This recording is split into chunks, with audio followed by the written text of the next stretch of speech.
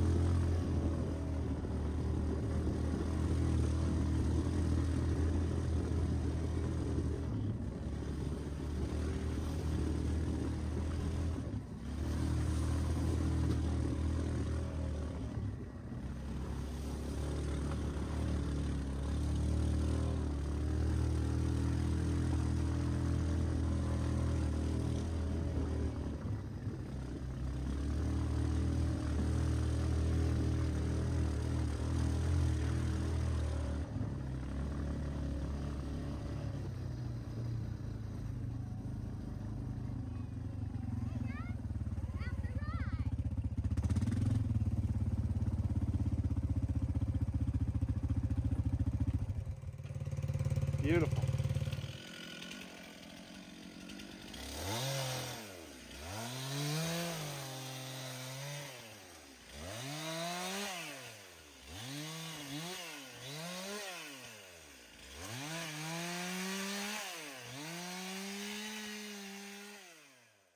Yeah, it's flaming hot. We're marching, marching. Just hand it to Uncle Josie without burning him. Dada. Light him, light him, light him. There's a trigger on that, Luke. And It turns it into a flamethrower. Yeah. It's called the Tiger Torch.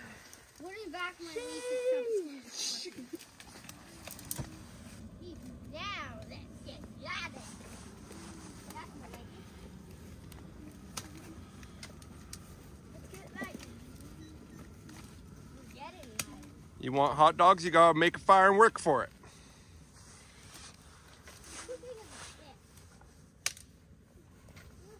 Hey guys, I just rolled over the mat and it went. Ow! Ooh, it's smoky! I know, because I knocked over the tank.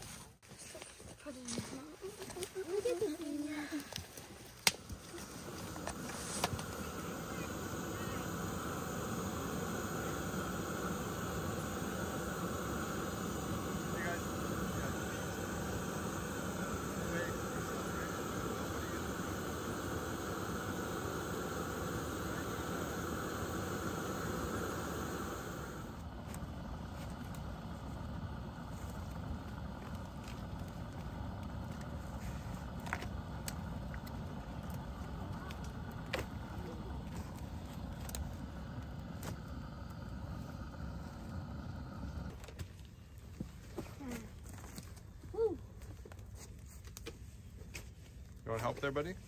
Yeah. No? You good?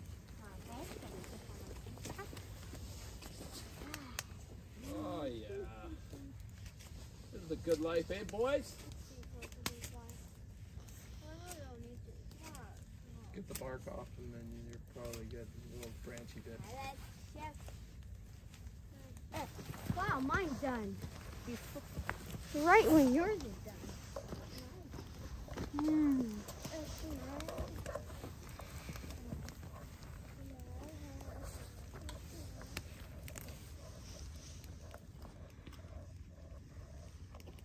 What's up, Doc? Yeah.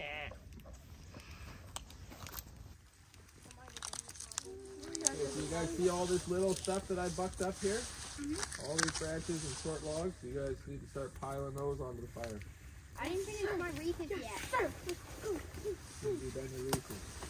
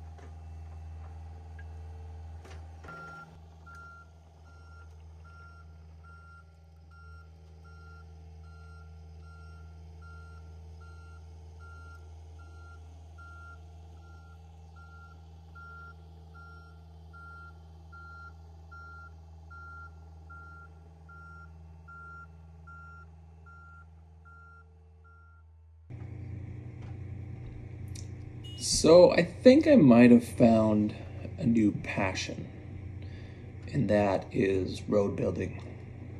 Or to make it sound even more profound and spiritual, wayfinding. I'm a pathfinder, a waymaker, whatever. But I will say that there is something so rewarding in making a path through the forest into uncharted territory, or at least uncharted to you. And I try not to spiritualize things, but life is just a spiritual experience for me anyways. I think it was Einstein who said that you can look at life as if nothing is a miracle, or you can look at life as if everything is a miracle. And I would say I've spent a little bit of time in both camps, and I much rather enjoy looking at life as if everything is a miracle. And when I stand in the forest, you know, approaching 40 years old, I still feel exactly as I did when I was a kid playing in the forest. And I look around and I see visions of what might be manifest in the future, tree forts and roads and paths and, you know, little cabins and places to, you know, just sit and take it all in. And just making this forest my home is, I don't know, there's not really words that can capture it, but for those of you who have spent time in the forest or own a plot of land somewhere and you're just working that land, you know what it feels like, and it's deceptively complex yet so simple. You just have to keep manifesting your vision. And, you know, you run into all sorts of roadblocks, whether literal or emotional or spiritual or physical, and you just push through. You keep plowing through, you keep digging up the roadblocks and moving them to the side and pushing forward. And that just seems to be something that I'm literally doing.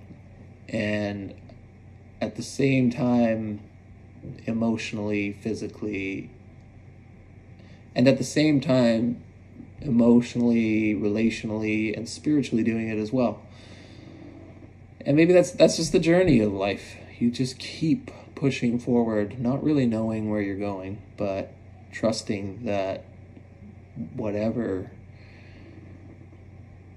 voice is inside you calling you forward, that's a good voice, that is, as many would call, God's voice, your Father's voice, your Creator's voice, the voice of the collective consciousness, you know, to put it in newer modern terms. It's a voice that I've doubted a lot in my life, and I think all of us doubt as we develop, but I'm looking back now and seeing that every time I've just trusted that voice and honored that voice and listened to that voice inside me telling me the right path forward, however scary or, you know, unknown, it's been the right move. It's nourished my soul. It's strengthened my relationships. So, you know, we all seem to have a different definition for what it is. But all I can say is it's a good. And to trust it. And to not see yourself as defective just because you have these crazy desires to do crazy things, to not live a life repeating what's been done 10 million billion times. Not to say there isn't a place for tradition and, you know, doing the mundane necessary tasks, but to also reach out into the unknown and find yourself in some way in this beautiful world that is unique, that isn't a carbon copy of your parents or, you know, your community's lifestyle, but to create something wholly unique as we are. We are not carbon copies of one another. We share a lot of similarities, but we are all totally unique. And the longer I live, the more I see the necessity that that uniqueness be made manifest. And that requires a fight. It requires pushing back against the flow of conformity and what's familiar and even oppressive, depending on how you see it. You have to push back. You have to fight for your place in this life. You have to work for it. You have to bleed for it and dig it out of the ground and mine it and make it a reality, because life is not going to just do it for you. And so I hope you guys can connect with that fighting spirit in you that is just dying to be released and made manifest in some way, shape, or form in your life. And trust that it's not leading you off a cliff, but leading you to who you really are. As, I don't know, cliche as that sounds, but it's leading you to an honest expression of your unique beauty. Let's just be ourselves, people, and stop apologizing and stop condemning one another and hurting one another and shaming one another for not being like everyone else. We got to keep fighting the good fight and doing the good work and trusting that when we look back one day, it's all going to make sense and be a beautiful story. It already is as I look back. So keep plowing that path forward, my brothers and sisters. There are greater things that lie beyond our horizon. If there weren't, our heart would not be calling us there.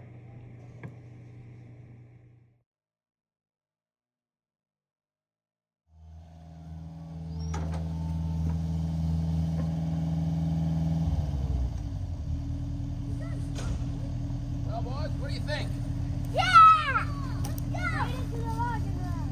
All right, you guys see how far this goes? No, just hike up there with you guys. Hey guys, let's go see how far the logging road This is an goes. old logging road. They didn't want to. They just want to ride the quad. Oh, they want to ride the quad. Whoa, this is old. Did it kind of fill in that next gully. The old logging road. Give us some history here, Jesse.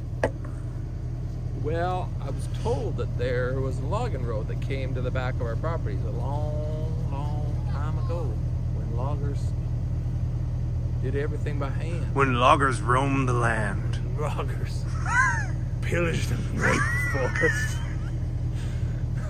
forest. And it seems that those old legends were true, because I've found what seems to be the remnants of an old logging road. Hey, Dad, It just stops right there? yeah, there's a huge log in the way. Yeah. Well, that doesn't mean the road stops, it just means there's a log.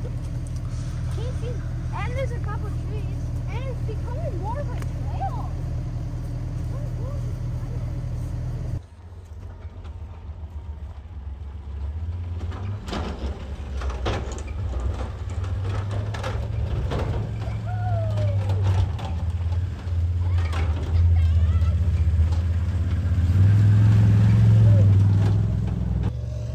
Watch out, Cohen.